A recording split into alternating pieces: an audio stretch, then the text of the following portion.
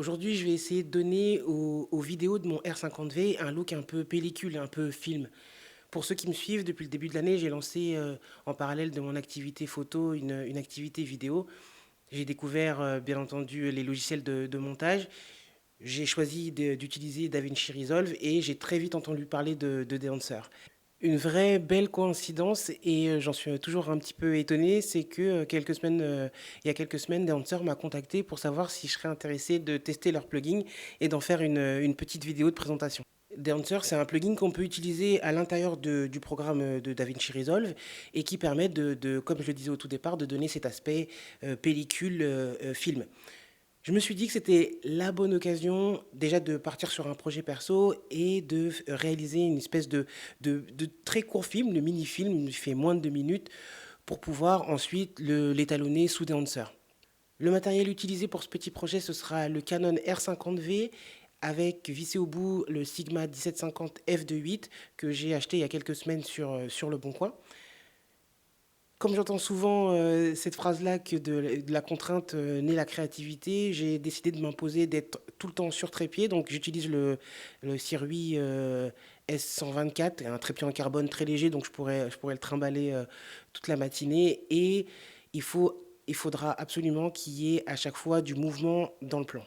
Et bien sûr, pour que vous puissiez venir avec moi, je vais me filmer pendant cette matinée avec l'Osmo Pocket 3 pour que vous puissiez avoir un aperçu des coulisses. D'ailleurs, la vidéo backstage que je vais vous partager là maintenant est étalonnée avec Dancer. Et on se retrouve après pour déjà définir ce qui donne ce look pellicule, les différentes caractéristiques qui donnent ce look pellicule. Et on fait un test rapide ensemble sur l'ordinateur, sur le petit film que j'aurais monté.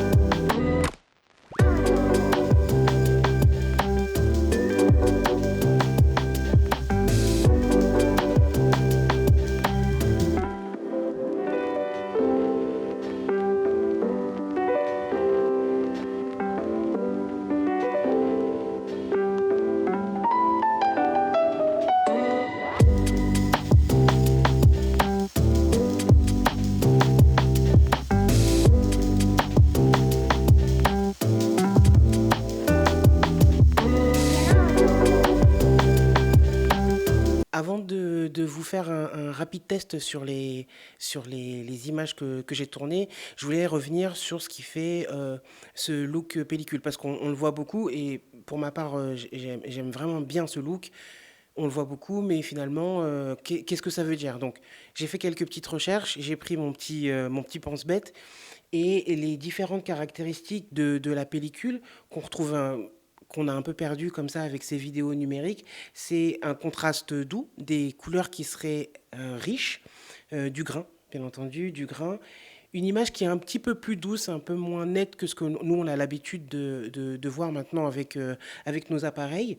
On a une espèce de flou naturel qui est donné par le fait de tourner à 25 ou 24 images par seconde, donc qui donne ce flou et cet aspect film.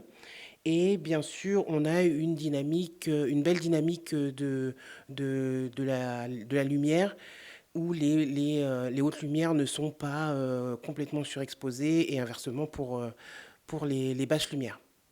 On se retrouve dans DaVinci Resolve sur la gauche, donc en vert c'est la partie que j'ai shootée avec l'Osmo Pocket 3 et la partie rose c'est la partie que j'ai shootée avec le Canon R7 et l'objectif Sigma. On va aller dans la page qui est dédiée à la colorimétrie dans DaVinci. Alors, ça a l'air un peu compliqué comme ça l'est pas vraiment, en tout cas, moins que ce que ça peut paraître. Il faut savoir que moi, je suis en plein apprentissage de ce logiciel et donc de la colorimétrie. Je trouve ça vraiment passionnant. Il y a beaucoup d'aides que vous pouvez trouver notamment sur YouTube. Là, j'ai trouvé une structure de nœuds qui me permet de faire une première pas colorimétrie, mais un premier réglage. Pour les photographes, ce sera l'équivalent d'érotiser dans Lightroom, qui me permet de corriger mon exposition, mon contraste, la saturation, etc. etc. Donc je reviendrai quand moi je m'y connaîtrai un petit peu plus, je reviendrai sur cette structure pour l'expliquer pour ceux que ça intéresse. Mais en attendant, vous pouvez trouver tout ça facilement sur YouTube. Aujourd'hui, ce qui nous concerne, aujourd'hui, le sujet, c'est Dancer. Dancer qui me permet d'avoir ce look film et qui se retrouve juste ici. Donc ce qu'on va faire, c'est qu'on va rentrer dedans. Donc je vais appuyer sur Effet et là j'ai le logiciel qui s'ouvre. Enfin j'ai le plugin qui s'ouvre. Il est donc vous voyez que là j'ai tout décoché. Quand on l'ouvre la première fois, tout est coché. Donc ça peut être un petit peu déroutant. Donc il faut vraiment bien tout décocher pour repartir on va dire à vide avec tous les éléments qui ne sont pas activés. Donc le premier, ça va être de mettre, et ça aussi ça peut être un peu technique, mais de travailler dans le bon espace colorimétrique. Donc là je travaille dans le même espace colorimétrique que mes plans. Ensuite je vais aller choisir mon film, et donc à chaque fois que je voudrais travailler dans une partie de Dancer, je vais aller activer la partie. Donc là je vais activer la partie du choix de mon négatif. Donc voilà, il y en a plusieurs. Moi j'ai choisi celui-ci parce que il donne un côté un peu chaud que j'aime beaucoup et qui je pense en tout cas va bien avec ce que j'ai filmé. Mais il y en a plein d'autres que vous pouvez tester. Ce sera vraiment à votre goût. Ensuite, je vais aller choisir ma copie positive. Là c'est appelé print, mais je vais pouvoir l'activer ici. Voilà, j'ai le bouton analogue juste au-dessus qui me permet de relever légèrement les ombres pour pas que ce soit trop contrasté. Encore une fois, je vous rappelle que j'ai pour l'instant une utilisation très basique de ce plugin qui me permet d'avoir les résultats que je veux, mais voilà, on n'est vraiment pas dans un tutoriel, on est sur une approche simple, comment obtenir un look un peu film comme ça avec ce plugin. Ensuite, je continue. Qu'est-ce qu'on a d'autre? On a ensuite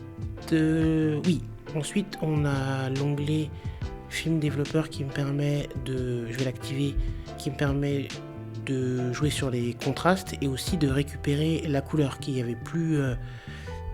qu'on avait un petit peu perdu. Voilà, on peut la récupérer juste ici. On continue avec film compression.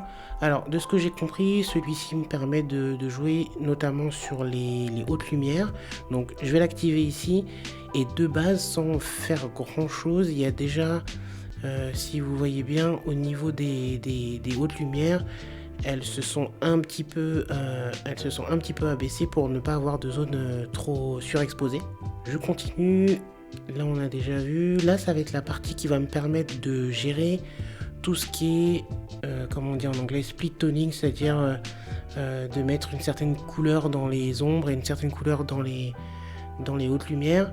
Je vais pas réinventer la roue, moi j'aime bien mettre un peu de bleu dans les ombres et un petit peu de jaune ou d'orangé dans les hautes lumières. Donc je l'active ici, ça reste cela dit assez discret, c'est ce qu'on recherche hein, parce que c'est vite fait dans ce plugin de tirer de pousser les curseurs très fort. Ensuite on a la partie où on ajoute un peu de grain. Alors pour l'instant, moi, ça reste complètement de l'essai, c'est-à-dire que je vois le rendu et je vois si ça me plaît ou pas. Et pour l'instant, c'est vraiment de la découverte. Ça reste la même chose pour Halation et Bloom qui permettent d'avoir cette lumière parasite autour des sources lumineuses qui donne ce côté doux, ce côté film aux images. Là aussi, ça va être une question de tester et de voir ce qui me plaît le plus. Ensuite, pour le moment, je touche pas vraiment à tout ça parce que je n'y connais rien et qu'il va falloir un petit peu creuser un peu le sujet pour pouvoir utiliser le plugin vraiment à fond. Mais j'avoue, pour le moment, rien qu'avec ça, je suis contente. Et la petite chose que je fais, que ce soit en photo ou en vidéo, c'est toujours d'ajouter une vignette pour recentrer un petit peu l'attention sur ce que je veux, ou en tout cas sur le centre de l'image, pour cette fois-ci en l'occurrence.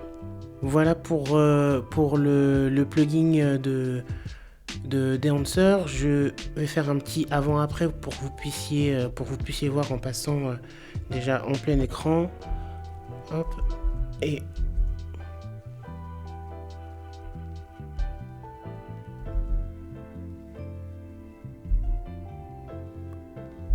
voilà le résultat. Je vais pouvoir appliquer ça aussi sur... Là, on est sur la partie qui est filmée avec le Canon EOS R7 et l'objectif Sigma. J'ai pu faire la même chose avec des plans que j'ai tournés dans la voiture avec l'Osmo Pocket 3. Je vous le passe en plein écran et on peut voir que j'ai pu appliquer la même colorimétrie sur le plan de l'Osmo Pocket 3 pour le faire matcher avec les plans du Canon R7. J'applique le plugin juste avant d'exporter ma vidéo parce que sinon pour la lecture dans DaVinci Resolve ça rame un petit peu. En tout cas avec ma configuration, je peux faire du montage en 4K, mais là le plugin demande pas mal de ressources, mais ça me pose pas de problème. Une fois que je sais à quoi ça va ressembler, il me suffit d'appliquer le plugin juste avant l'export. Je vous laisse sur le petit film que j'ai tourné et on se voit à la prochaine. Bye.